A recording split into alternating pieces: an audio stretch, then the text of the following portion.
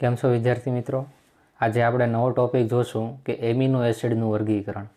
આગળના લેક્ચરમાં આપણે જોઈ ગયા છીએ કે એમિનો એસિડનું બંધારણ કયા પ્રકારનું હોય. પ્રોટીનના જળ વિભાજનથી આપણને શું મળે છે? એમિનો એસિડ મળે છે. અને એમિનો એસિડમાં કયા કયા ક્રિયાશીલ સમૂહ આવેલા હોય અને તેમાંથી જે પ્રારંભિક સ્ટ્રક્ચર હોય તે એમિનો એસિડનું કેવું હોય છે. તો પ્રોટીનના જળ વિભાજનથી આપણને આલ્ફા એમિનો એસિડ મળે છે, તે આપણે આગળ જોઈ ગયા છીએ. અને આલ્ફા એમિનો એસિડ છે તેનું બંધારણ શું થાય તે આપણે જોઈએ. તો જો એમિનો એસિડમાં એક તો શું હોય તો કે COOH સમૂહ હોય અને તેની સાથે કોણ જોડાયેલો હોય? કાર્બન. અને તે કાર્બન સાથે જો NH2 સમૂહ જોડાયેલો હોય એટલે અહીંયા જે કાર્બન હશે કયો કાર્બન થઈ જાય તો કે આલ્ફા કાર્બન કહેવાય. કારણ કે COOH સમૂહ જે કાર્બન સાથે જોડાય તે કાર્બનને કેવો કહેવાય? આલ્ફા. હવે આ કાર્બન બાજુના કાર્બન સાથે જોડાયેલો હોય તો તેને આપણે શું કહીશું? બીટા. એવી રીતે ગેમા, એ રીતે આગળ વધશે. અહીંયા શું જોડાયેલું હશે? આર. તો આ જે આખું સ્ટ્રક્ચર થાય છે તે આલ્ફા એમિનો એસિડ કહેવાય, કે જેની અંદર એસિડ ગ્રુપ પણ હાજર છે અને બીજો કયો હતો કે બેઝિક ગ્રુપ એટલે કે એમિનો ગ્રુપ પણ હાજર હોય છે. એટલે કે એમિનો એસિડનું બંધારણ તમે જુઓ તો તેમાં એસિડ ગ્રુપ હાજર હશે અને એમિનો ગ્રુપ પણ તેમાં જોવા મળશે. તો આ જે આખું સ્ટ્રક્ચર કહેવાય તેને આલ્ફા એમિનો એસિડનું બંધારણ તરીકે ઓળખવામાં આવે. અને શું કહેવાય? Alpha amino acid. હવે અહીંયા આરની જગ્યાએ આપણે અલગ અલગ પરમાણુ અથવા ક્રિયાશીલ સમૂહ મૂકશું તેમ આ એમિનો એસિડના નામ બદલાતા જશે. તો તેનું વર્ગીકરણ જોઈએ તો આપણે વર્ગીકરણ 3 રીતે કર્યું હતું. એક એસિડિક એમિનો એસિડ જોયો હતો, બીજો બેઝિક એમિનો એસિડ જોયો હતો અને ત્રીજો તટસ્થ એમિનો એસિડ જોયો હતો. એસિડિક એમિનો એસિડ કોને કહેવાય તો કે અહીંયા આર તરીકે જો કોઈ એસિડિક સમૂહ જોડાયેલો હોય, અહીંયા આરની જગ્યાએ શું લેવામાં આવે? કોઈ એસિડિક ક્રિયાશીલ સમૂહ અથવા પરમાણુ લેવામાં આવે તો આખો એમિનો એસિડ છે એસિડિક બની જાય. પછી બેઝિક એમિનો એસિડ માટે શું તો કે અહીંયા આર તરીકે જો કોઈ પણ બેઝિક સમૂહ લેવામાં આવે તો તે કેવો થઈ જાય? બેઝિક એમિનો એસિડ થઈ જશે. અને માનો કે અહીંયા આર તરીકે એસિડ અથવા બેઝ કોઈ પણ ન લઈએ પણ માત્ર કાર્બનની શૃંખલા લઈએ તો અહીંયા એક એસિડ છે અને અહીંયા કોણ છે? બેઝ. એટલે આ એસિડ અને બેઝ બંને મિક્સ થાય એટલે શું બને તો કે ક્ષાર બને. તે સ્વભાવે કેવું થાય? તટસ્થ થાય. તો તે પ્રકારના એમિનો એસિડને આપણે તટસ્થ એમિનો એસિડ તરીકે ઓળખશું. હવે આરની જગ્યાએ અલગ અલગ વિસ્થાપિત સમૂહ અને પરમાણુ મૂકશું તો તેના નામ શું થાય તે તમને ખાસ ખ્યાલ હોવા જોઈએ. તો તેનું વર્ગીકરણ જોઈએ. જો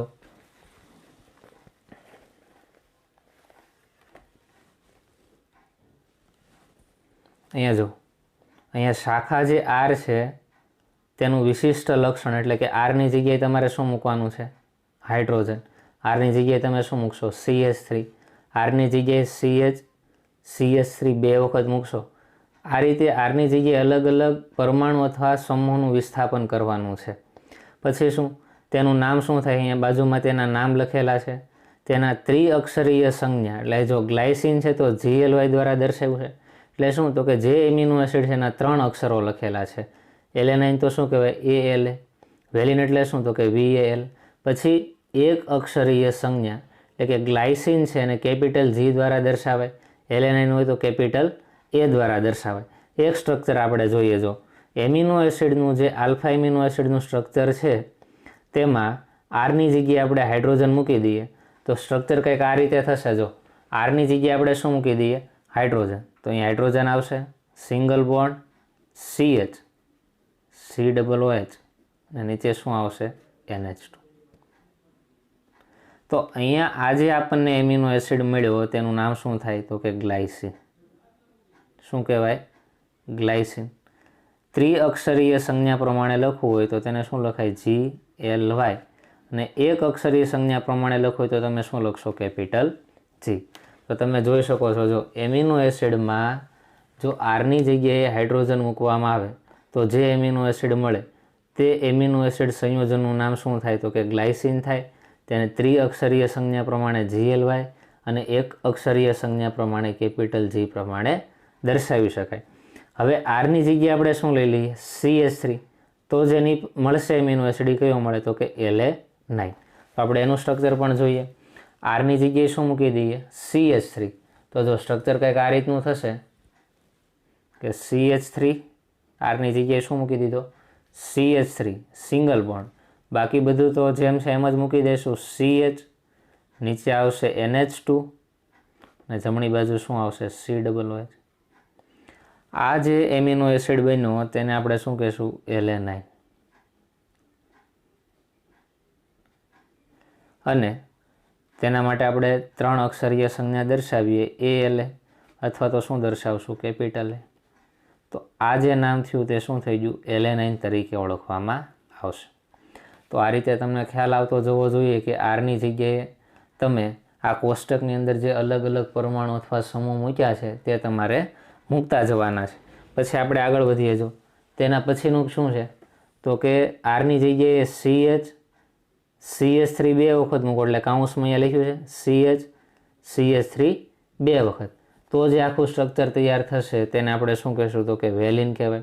તેને VAL દ્વારા દર્શાવાય અથવા તો એક અક્ષરીય સંજ્ઞા પ્રમાણે V દ્વારા દર્શાવાય. તેવી રીતે લ્યુસિનનું સ્ટ્રક્ચર બને. તો લ્યુસિનમાં આરની જગ્યાએ મૂકી દેશો. અહીંયા જે ડેશ કર્યો છે તો આ રીતે જ અહીંયા મૂકી દેવાનું, બરાબર.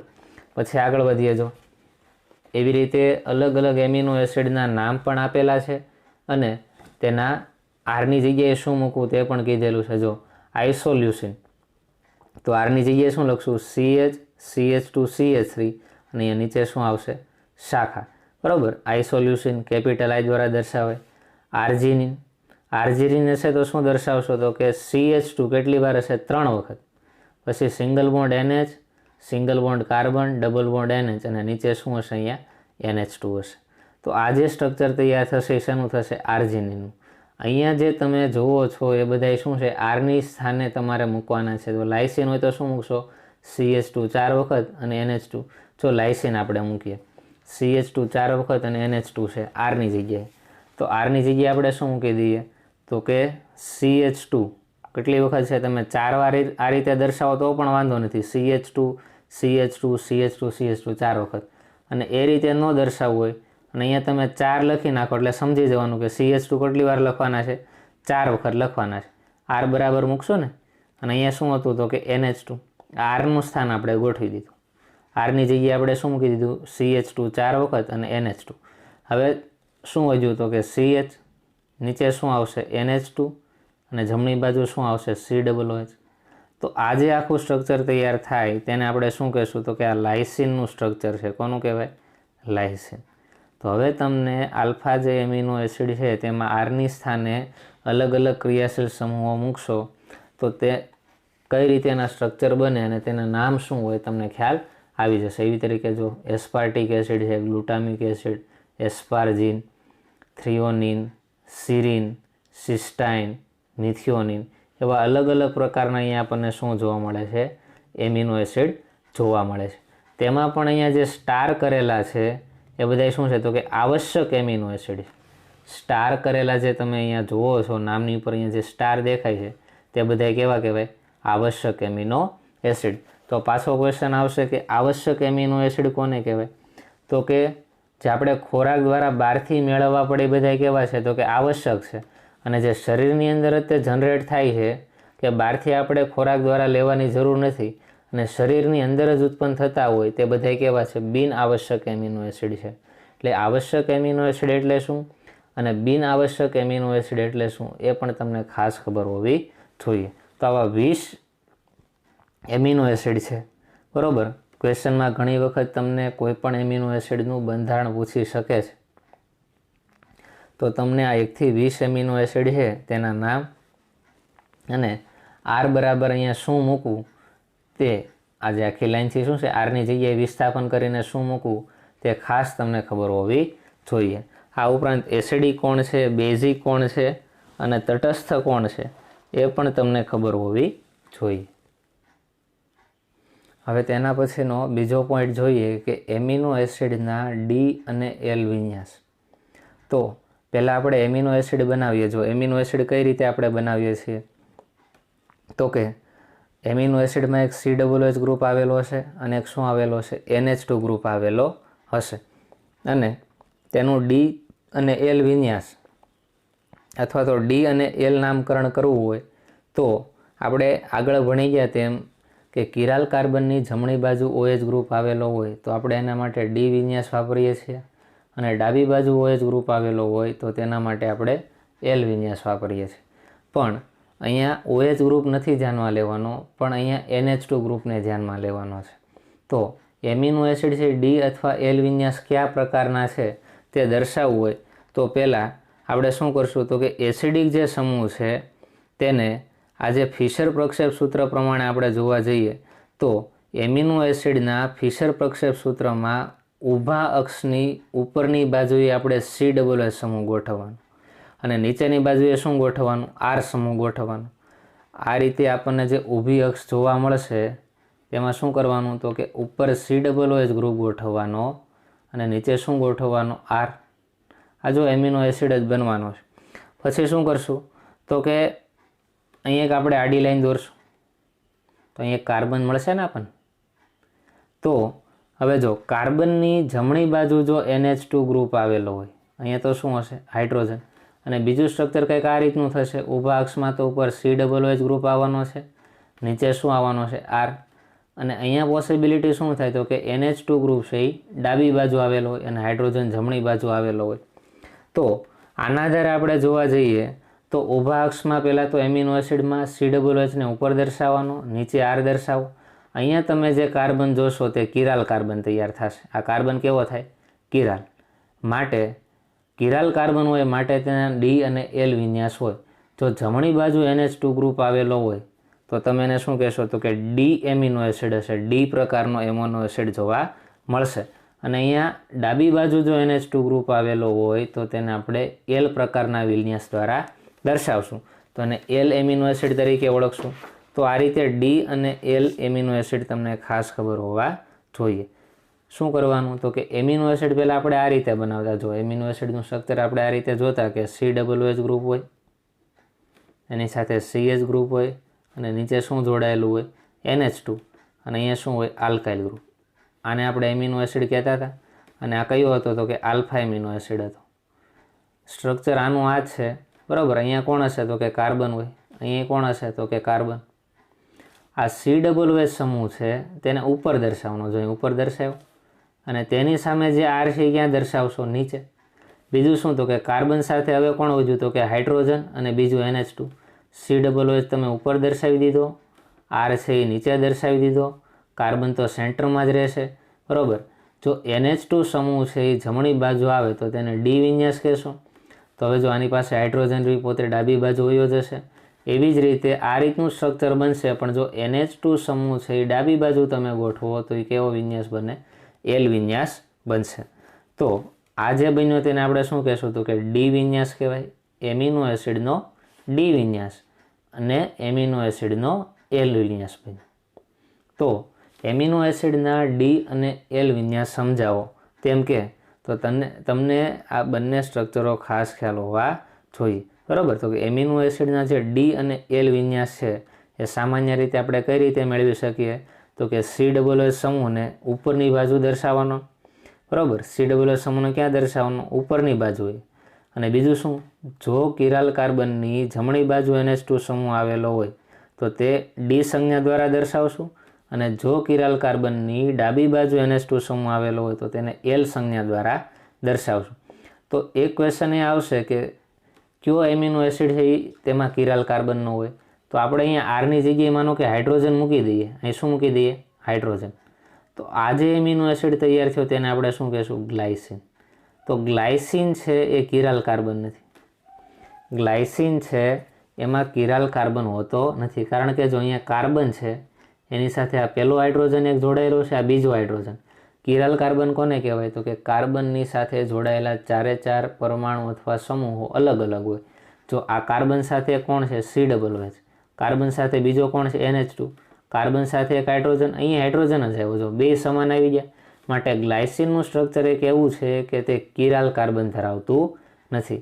ગ્લાયસિનના સ્ટ્રક્ચરમાં અહીંયા કાર્બન હશે એ કિરાલ કાર્બન હોતો નથી. આ ખાસ ધ્યાન રાખવાનું. એટલે એક પોઈન્ટ લખી શકાય કે ગ્લાયસિન સિવાયના બધા જ એમિનો એસિડ પ્રકાશ ક્રિયાશીલ હોય. જે કિરાલ હોય તે બધાય પ્રકાશ ક્રિયાશીલ હોય, પણ જ્યારે ગ્લાયસિનની વાત કરીએ છીએ તો ગ્લાયસિનમાં અહીંયા કાર્બન છે એ કિરાલ નથી. માટે એક પોઈન્ટ લખી નાખીએ. શું લખાય? ગ્લાયસિન સિવાયના બધા જ એમિનો એસિડ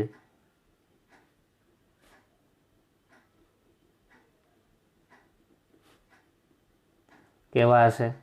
બધા જ એમિનો એસિડ પ્રકાશ ક્રિયાશીલ હોય છે. પ્રકાશ ક્રિયાશીલ હોય છે. ગ્લાયસિન સિવાયના બધા જ એમિનો એસિડ કેવા જોવા મળશે? તો કે પ્રકાશ ક્રિયાશીલ જોવા મળશે. તો ડી અને એલ વિન્યાસ એ તમને ખાસ ખબર હોવી જોઈએ કે એમિનો એસિડમાં ડી વિન્યાસ ક્યારે લખાય અને એલ વિન્યાસ ક્યારે લખાય. અહીંયા NH2 સમૂહને આપણે ધ્યાનમાં લેશું, જ્યારે ગ્લુકોઝ અને ફ્રુક્ટોઝમાં OH સમૂહને આપણે ધ્યાનમાં લેતા હતા અને તેના આધારે ડી અને એલ વિન્યાસ એવું નામકરણ કરતા હતા. તો એટલું તમને ખ્યાલ આવી જવો જોઈએ કે એમિનો એસિડમાં ડી અને એલ નામકરણ ક્યારે કરવામાં આવે છે. ત્યારબાદ આગળ વધીએ. તેના પછીનો નવો ટોપિક જોઈએ કે પેપ્ટાઇડ બંધ એટલે શું, અથવા તો પેપ્ટાઇડ સાંકળ એટલે શું. અથવા ક્વેશ્ચન આ રીતે પૂછાય કે ડાયપેપ્ટાઇડ, ટ્રાયપેપ્ટાઇડ, ટેટ્રાપેપ્ટાઇડ, પેન્ટાપેપ્ટાઇડ અને પોલીપેપ્ટાઇડ સંયોજનો વિશે ટૂંક નોંધ લખો. એટલે પહેલાં તમારે પેપ્ટાઇડ બંધ કોને કહેવાય તે લખવાનું રહેશે અને ત્યારબાદ આ જે બધા પેપ્ટાઇડ છે તેના વિશેની માહિતી લખવાની છે. તો પેપ્ટાઇડ બંધ એટલે શું તે તમને ખાસ ખબર હોવી જોઈએ. તમને એમિનો એસિડ ખબર હશે તો તેના ઉપરથી પેપ્ટાઇડ બંધ પણ ખ્યાલ આવી જશે. તો જો આ પેપ્ટાઇડ બંધ વિશે જે માહિતી આપેલી છે તે વૈજ્ઞાનિક કોણ છે? તો કે ફિશર છે. તો વૈજ્ઞાનિક કોણ છે? તો કે એમિલ ફિશર. ફિશરે શું કીધું? તો કે 2 એમિનો એસિડ લેવાના છે. શું કર્યું? તો કે 2 એમિનો એસિડ લીધા. તો તેને એમ કીધું કે એક એમિનો એસિડ હોય તેનો NH2 સમૂહને ધ્યાનમાં લેવાનો અને બીજા એમિનો એસિડના COOH અને તેમની વચ્ચે પ્રક્રિયા થાય ત્યારે શું થાય? તો કે તેમાંથી પાણીનો અણુ દૂર થાય અને એમાઇડ બને. અને આ જે એમાઇડ બંધ બને તેને આપણે પેપ્ટાઇડ બંધ અથવા તો પેપ્ટાઇડ સાંકળ તરીકે ઓળખવામાં આવશે. તો ફિશરે જે વાત કરી એમાં શું કીધું? તો કે પહેલાં તો 2 એમિનો એસિડ લેવાના. હવે એમિનો એસિડની અંદર COOH સમૂહ અને NH2 સમૂહ તો આવેલો જ હશે, બંને એમિનો એસિડમાં હોય. જો આ એક એમિનો એસિડ છે ગ્લાયસિન, આ શું છે? ગ્લાયસિન. અહીંયા હું હાઇડ્રોજન મૂકું છું, અહીંયા COOH અને અહીંયા NH2. હવે બીજો હું એમિનો એસિડ લખું છું, ગ્લાયસિન જ લખું છું, પણ હું એક કામ કરું, COOH જે સમૂહ છે બરાબર, અહીંયા શું છે? COOH સમૂહ. અહીંયા હું NH2 સમૂહ લખું, અહીંયા શું લખું? NH2 સમૂહ. જો NH2 સમૂહને અહીંયા લખી નાખું NH2, પછી શું આવે? CH અને અહીંયા HH એટલે CH2 સમૂહ અને COOH. આ રીતે તમે લખી શકો. શું લખ્યું? જો COOH, અહીંયા COOH, કાર્બન એક હાઇડ્રોજન અને બીજો હાઇડ્રોજન એટલે અહીંયા CH2 અને અહીંયા કોણ છે? NH2 સમૂહ. તો જુઓ તો આ ગ્લાયસિન જ છે અને આ પણ શું છે? ગ્લાયસિન જ છે. તો આ બંને એમિનો એસિડની જ્યારે વાત કરીએ ત્યારે શું કીધું? તો કે એક એમિનો એસિડનો COOH સમૂહ એ બીજા એમિનો એસિડના NH2 સમૂહ સાથે જ્યારે જોડાય છે ત્યારે પહેલાં તો પાણીનો અણુ દૂર કરી દે અને CONH સમૂહ એટલે કે એમાઇડ સમૂહ જેવો બંધ બનાવી દે, જેને આપણે પેપ્ટાઇડ બંધ અથવા તો પેપ્ટાઇડ સાંકળ તરીકે ઓળખીએ છીએ. શું ધ્યાન રાખવાનું? તો કે પહેલો જે એમિનો એસિડ હશે તેનો COOH સમૂહ લઈ લો, તો બીજા એમિનો એસિડના NH2 સમૂહ તેની વચ્ચે પ્રક્રિયા થઈ અને એમાઇડ બંધ બનાવે, જેને પેપ્ટાઇડ બંધ તરીકે ઓળખવામાં આવે છે. તો આપણે એક પોઈન્ટ લખી નાખીએ. શું ફિશરે શું કીધું? તો કે એક એમિનો એસિડ લઈએ, એક એમિનો એસિડના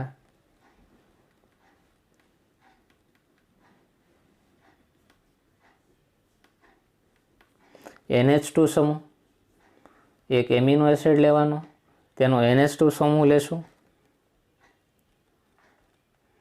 તથા બીજા એમિનો એસિડના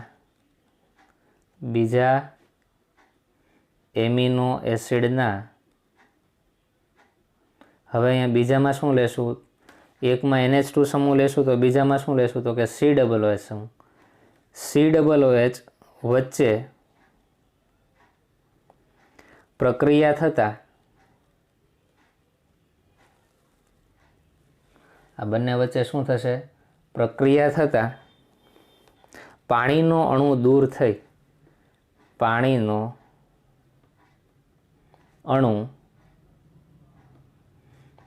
થઈ એમાઇડ બને છે. શું બનાવે? એમાઇડ બને છે. એક એમિનો એસિડ તેનો NH2 સમૂહ અને બીજા એમિનો એસિડના COOH સમૂહ વચ્ચે પ્રક્રિયા થાય અને એમાઇડ સમૂહ બને છે. બરાબર. આ એમાઇડ બંધને આપણે શું કહેશું? આ એમાઇડ બંધને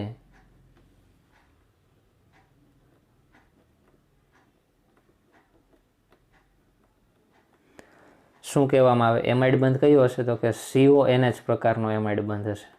આ એમાઇડ બંધને પેપ્ટાઇડ બંધ શું કહેવાય? પેપ્ટાઇડ બંધ અથવા તો પેપ્ટાઇડ સાંકળ તરીકે ઓળખવામાં આવે છે. આ એક લાઈન ઉપરથી આપણે એક રિએક્શન પણ જોશું, પણ પહેલાં તમે જોઈ લો કે પેપ્ટાઇડ બંધ કઈ રીતે બને. તો કે 2 એમિનો એસિડ પહેલાં લેશું, તેમાંથી એક એમિનો એસિડ હશે તેનો NH2 સમૂહ અને બીજા એમિનો એસિડના COOH સમૂહ, તેની વચ્ચે પ્રક્રિયા થાય અને શું બનાવે? CONH બનાવે. તેની વચ્ચે શું બને? એમાઇડ બંધ બને. તો તેને આપણે પેપ્ટાઇડ બંધ અથવા તો પેપ્ટાઇડ સાંકળ તરીકે ઓળખીએ છીએ. એક એક્ઝામ્પલ દ્વારા સમજવાનો પ્રયત્ન કરીએ. જો એક્ઝામ્પલ લઈએ આપણે ગ્લાયસિનનું. કોનું એક્ઝામ્પલ લઈએ? ગ્લાયસિનનું. તો જો આ ગ્લાયસિનનું સ્ટ્રક્ચર છે ને, NH2 CH2 COOH 2 વખત લઈ લઈએ. બરાબર. તો શું થાય? જો ગ્લાયસિનનું બંધાણું અહીંયા લખું, NH2 CH2 COOH.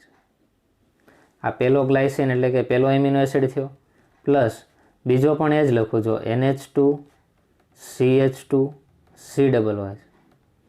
આ પણ ગ્લાયસિન જ છે. તો આમાં થાય શું?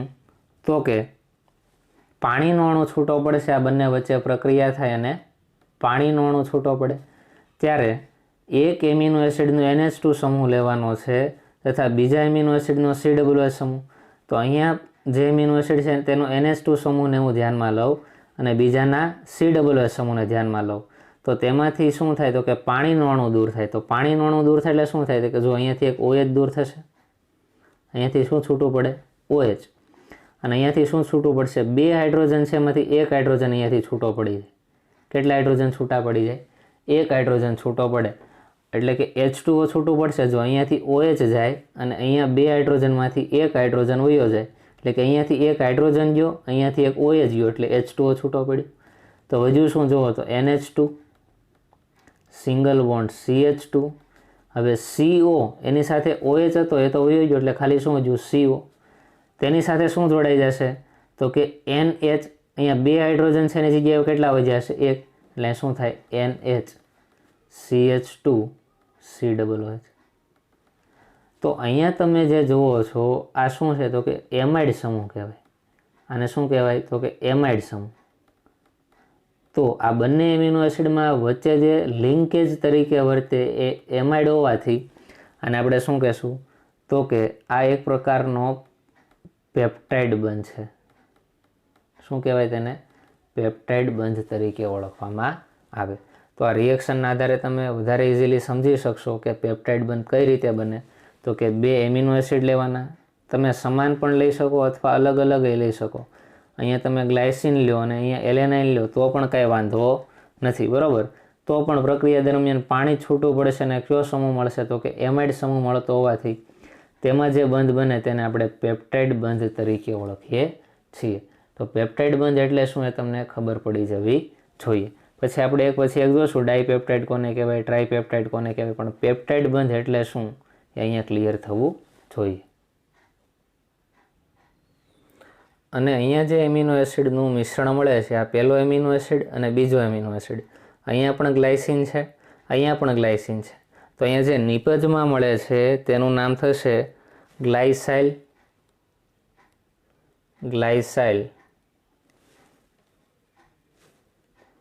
ગ્લાયસિન. શું કહેવાય? ગ્લાયસાઇલ ગ્લાયસિન. બંને ગ્લાયસિન જ છે, તેના ઉપરથી એટલે શું થાય? ગ્લાયસાઇલ ગ્લાયસિન તરીકે ઓળખવામાં આવશે. બીજું એક આપણે લઈ લઈએ, જો એક ગ્લાયસિન લઈ લઈએ અને બીજું લઈ લઈએ આપણે ગ્લાયસિનની સાથે એલેનાઇન, તો શું મળે? જો પાછી આપણે રિએક્શન લખીએ, તેમાં પ્રક્રિયક શું આવશે જોઈએ. એક પ્રક્રિયક લઈ લઈએ ગ્લાયસિન, તો ગ્લાયસિન છે એનું અણુસૂત્ર શું થશે? આ રીતે સ્ટ્રક્ચર લખીએ, NH2 CH2 COOH. આ ગ્લાયસિન થઈ ગયું. આ શું થઈ ગયો? ગ્લાયસિન. પછી બીજું સ્ટ્રક્ચર આપણે લખશું, એ કોનું લખશું? તો કે એલેનાઇનનું. એલેનાઇનના સ્ટ્રક્ચરમાં શું આવે? તો કે આરની જગ્યાએ આપણે CH3 મૂકવાનું આવે. તો પાછું આપણે સ્ટ્રક્ચર લખીએ, બીજું બધું તો સેમ રહેશે ને. જો NH2 કાર્બન COOH એટલું તો સેમ રહે. અહીંયા હાઇડ્રોજન આવે અને આરની જગ્યાએ આપણે શું મૂકી દઈએ? તો કે CH3. તો આ જે બને તેને શું કહેવાય? એલેનાઇન. આ બંને એમિનો એસિડ જ છે. આ બંને જ્યારે મિક્સ થાય ત્યારે શું થાય? તો કે અહીંયાથી OH સમૂહ જશે અને અહીંયા બે હાઇડ્રોજનમાંથી એક હાઇડ્રોજન છૂટો પડશે. તો અહીંયા જે છેલ્લે નિપજ મળશે એ શું મળે? તો કે NH2 CH2 CO. અહીંયા NH2 હતા, એમાંથી એક હાઇડ્રોજન વહી ગયો એટલે કે CONH વધશે. CH નીચે શું આવશે? CH3 COOH. તો અહીંયા જે આ બે અલગ અલગ એમિનો એસિડ હતા તેની વચ્ચે અહીંયા જે બોન્ડ બન્યો તેને આપણે કેવો બોન્ડ કહેશું? પેપ્ટાઇડ બોન્ડ અથવા તો પેપ્ટાઇડ સાંકળ કહેવાય. આને શું કહેવાય? પેપ્ટાઇડ બંધ અથવા તો સાંકળ તરીકે ઓળખવામાં આવશે. બરાબર. અને આનું નામ શું થશે? તો કે ગ્લાયસિન છે અને બીજું એલેનાઇન છે, તો આનું નામ થશે ગ્લાયસિલ એલેનાઇલ. તો આ રીતે પેપ્ટાઇડ બંધ એટલે શું એ તમને ખાસ ખબર હોવી જોઈએ કે બે અલગ અલગ એમિનો એસિડ લઈએ, તેમાંથી એક એમિનો એસિડ હોય તેનો COOH સમૂહ અને બીજા એમિનો એસિડના NH2 સમૂહ, તે બંને જ્યારે એકબીજા સાથે ક્રિયા કરે છે ત્યારે શું કરે? તો કે પાણીનો અણુ છૂટો પાડે. આ બંને જ્યારે એકબીજા સાથે જોડાય ત્યારે પાણીનો અણુ છૂટો પાડે અને એમાઇડ બંધ દ્વારા જોડાય, જેને આપણે પેપ્ટાઇડ બંધ અથવા તો પેપ્ટાઇડ સાંકળ તરીકે ઓળખીએ છીએ.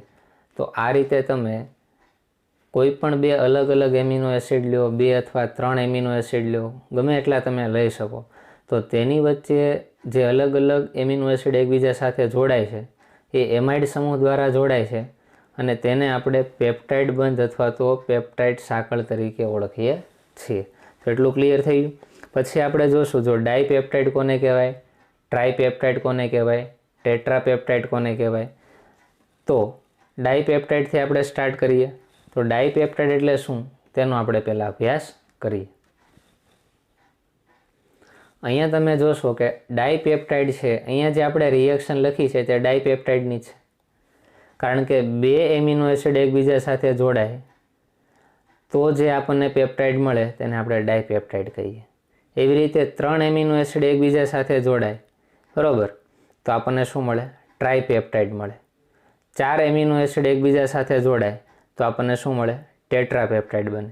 તો તમે ખાલી એક યાદ રાખો, એના ઉપરથી તમને ડાય યાદ હોય તો ટ્રાય, ટેટ્રા, પેન્ટા અને પોલીપેપ્ટાઇડ આ બધા સંયોજનો યાદ રહી જાય, બરાબર. કેમ કે આ ઉપરની આ જે રિએક્શન છે એમાં બે એમિનો એસિડ એકબીજા સાથે ભેગા થાય છે અને એક પેપ્ટાઇડ બંધ બનાવે, તો આને આપણે શું કહીએ? તો કે ડાયપેપ્ટાઇડ તરીકે ઓળખીએ છીએ, બરાબર. તો અહીંયા જે આપણને પ્રક્રિયાના અંતે નિપજ મળે છે તે ડાયપેપ્ટાઇડ છે. આ જે આખો એમિનો એસિડ છે એ શું છે? ડાયપેપ્ટાઇડ કહેવાય. એની પાછળનું કારણ શું? તો કે તે બે એમિનો એસિડ સંયોજનોમાંથી બને. તે બે એમિનો એસિડ સંયોજનોમાંથી બને છે. એક્ઝામ્પલ તરીકે લઈ શકાય ગ્લાયસિન પ્લસ એલેનાઇન, બરાબર. તો આ પ્રકારના જે પેપ્ટાઇડ છે તેને આપણે શું કહેશું? ડાયપેપ્ટાઇડ કહેશું. આગળ વધીએ. જો એવી રીતે શું આવશે? ટ્રાયપેપ્ટાઇડ. તો એક પછી એક આપણે જોઈએ. જો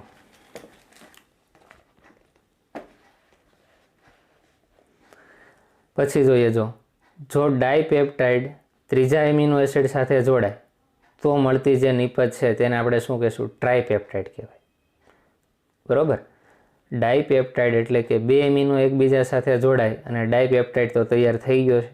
એમાં જો ત્રીજો એમિનો એસિડ એન્ટર કરીએ, બરાબર, અને તેની સાથે જોડાય તો જે નિપજ આપણને મળે તેને આપણે ટ્રાયપેપ્ટાઇડ કહીશું. એક ટ્રાયપેપ્ટાઇડ 3 એમિનો એસિડ સંયોજનો ધરાવે છે. બરાબર. શું? એક ટ્રાયપેપ્ટાઇડ એટલે શું? તો કે 3 એમિનો એસિડ એકબીજા સાથે જોડાય અને જે પેપ્ટાઇડ બનાવે તેને ટ્રાયપેપ્ટાઇડ કહેવાય. માટે શું કીધું? તો કે એક ટ્રાયપેપ્ટાઇડ હોય તેમાં એમિનો એસિડ કેટલા જોડાયેલા હોય? તો કે 3 એમિનો એસિડ સંયોજનો જોડાયેલા હોવાથી તેને ટ્રાયપેપ્ટાઇડ તરીકે ઓળખીએ છીએ, જે 2 પેપ્ટાઇડ સાંકળો દ્વારા જોડાયેલા હોય છે. અહીંયા જે પેપ્ટાઇડ સાંકળ બને, જો 2 એમિનો એસિડ છે એ એક પેપ્ટાઇડ સાંકળ દ્વારા જોડાય, તો હું 3 એમિનો એસિડ લખું તો એ 2 પેપ્ટાઇડ સાંકળ વડે જોડાશે. જેટલા એમિનો એસિડ એકબીજા સાથે મિક્સ થતા હોય તેના કરતાં એક ઓછી પેપ્ટાઇડ સાંકળ અથવા તો બંધ બને, એમ યાદ રાખવાનું. બરાબર. હું તમને એમ કહું કે ટ્રાયપેપ્ટાઇડ સંયોજન બન્યું છે તો તેમાં પેપ્ટાઇડ બંધની સંખ્યા કેટલી હોય? તો 3 એમિનો એસિડ જોડાય તો જ ટ્રાયપેપ્ટાઇડ બને, પણ તેમાં પેપ્ટાઇડ બંધ માત્ર કેટલા હોય? 2 જ હોય.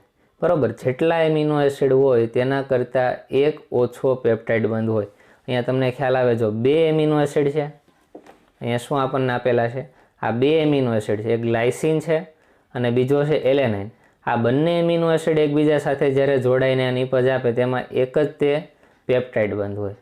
બરાબર. એની જગ્યાએ 1, 2 અને 3 એમ 3 એમિનો એસિડ મૂકી દઉં તો આ 2 વચ્ચે તો એક પેપ્ટાઇડ બંધ બનશે જ તે. અહીંયા જે ત્રીજો હશે તેમાં પણ આ બીજા અને ત્રીજા વચ્ચે શું મળશે? એમાઇડ સમૂહ દ્વારા પેપ્ટાઇડ બંધ બને. બરાબર. એટલે કે તમને પૂછે કે ડાયપેપ્ટાઇડ હોય તેમાં પેપ્ટાઇડ બંધની સાંકળ કેટલી હોય? તો કે 1 હોય. ટ્રાયપેપ્ટાઇડ હોય તો કે તેમાં 2 હોય. ટેટ્રાપેપ્ટાઇડ હોય તો કે તેમાં 3 હોય. પછી 5 હોય તો પેન્ટાપેપ્ટાઇડ હોય તો કે 5 કરતાં 1 ઓછું, એટલે કે 4 પેપ્ટાઇડ બંધ અથવા તો સાંકળ જોવા મળે છે. એટલું ક્લિયર હોવું જોઈએ. પછી આગળ વધીએ. આવી જ રીતે જ્યારે 4, 5 અથવા 6 એમિનો એસિડ સંયોજનો જોડાય છે ત્યારે તેની અનુવર્તી નિપજો અનુક્રમે શું બને? તો કે ટેટ્રાપેપ્ટાઇડ. ક્યારે? તો કે 4 એમિનો જોડાય ત્યારે. પછી પેન્ટાપેપ્ટાઇડ ક્યારે બને? તો કે 5 એમિનો એસિડ જોડાય ત્યારે. અને 6 એમિનો એસિડ જોડાય ત્યારે હેક્ઝાપેપ્ટાઇડ તરીકે ઓળખાય, એટલે કે બનતા હોય. જ્યારે આવા એમિનો એસિડની સંખ્યા 10 કરતાં વધુ હોય ત્યારે નિપજોને પોલીપેપ્ટાઇડ કહેવાય. એટલે કે 10 કરતાં એમિનો એસિડની સંખ્યા વધી જાય અને તેની વચ્ચે જે પેપ્ટાઇડ સંયોજનો બને ત્યારે આપણે એને નામ શું આપી દઈશું? તો કે પોલીપેપ્ટાઇડ કહેવામાં આવશે. એક પોલીપેપ્ટાઇડમાં 100 કરતાં વધુ એમિનો એસિડ અવશેષો હોય છે. શું કીધું? તો કે એક પેપ્ટાઇડ લઈએ, બરાબર, તેમાં 100 કરતાં પણ વધુ શું રહેલા હોય? તો કે એમિનો એસિડના અવશેષો રહેલા હોય. એટલે અસંખ્ય એમિનો એસિડ એકબીજા સાથે જોડાતા હોવાથી તેના આણ્વીય દળ પણ કેવા હોવાના? ખૂબ વધારે હોવાના. એટલે શું લઈશું? જેનું આણ્વીય દળ 10,000 મ્યુ કરતાં વધુ છે તેને આપણે શું કહીએ છીએ? પ્રોટીન કહેવાય છે. જેનું આણ્વીય દળ 10,000 મ્યુ કરતાં વધુ છે તેને આપણે શું કહી દઈશું? પ્રોટીન તરીકે ઓળખશું. પોલીપેપ્ટાઇડ અને પ્રોટીન વચ્ચેનો ભેદ સુસ્પષ્ટ નથી. બરાબર. પોલીપેપ્ટાઇડ છે એક પ્રકારના પ્રોટીન જ છે, કારણ કે અસંખ્ય પેપ્ટાઇડ એકબીજા સાથે જોડાઈને પ્રોટીન બનાવવાના છે, અથવા તો અસંખ્ય એમિનો એસિડ એકબીજા સાથે જોડાઈને શું બનાવે? તો કે પ્રોટીન બનાવે છે. માટે તેનો ભેદ છે એ એક્ઝેક્ટ સુસ્પષ્ટ નથી. ઓછા એમિનો એસિડ સંયોજનોવાળા પોલીપેપ્ટાઇડને પણ પ્રોટીન કહેવાય. જો એમિનો એસિડની સંખ્યા ઓછી હોય ને તે પણ એકબીજા સાથે જોડાય તો પણ પોલીપેપ્ટાઇડ જે બને તેને આપણે પ્રોટીન કહી શકાય, જે ઇન્સ્યુલિન જેવા પ્રોટીનનું સુસ્પષ્ટ બંધારણ ધરાવે કે જેમાં 51 એમિનો એસિડ સંયોજનો છે. તો અહીંયા કીધું કે ઇન્સ્યુલિન છે એક પ્રકારનો પ્રોટીન છે, બરાબર, પોલીપેપ્ટાઇડ સંયોજન છે. આ ઇન્સ્યુલિન જેવા પ્રોટીનનું શું છે? સુસ્પષ્ટ બંધારણ છે કે જેમાં આ જે ઇન્સ્યુલિન છે તેમાં 51 એમિનો એસિડ એકબીજા સાથે જોડાયેલા હોય છે.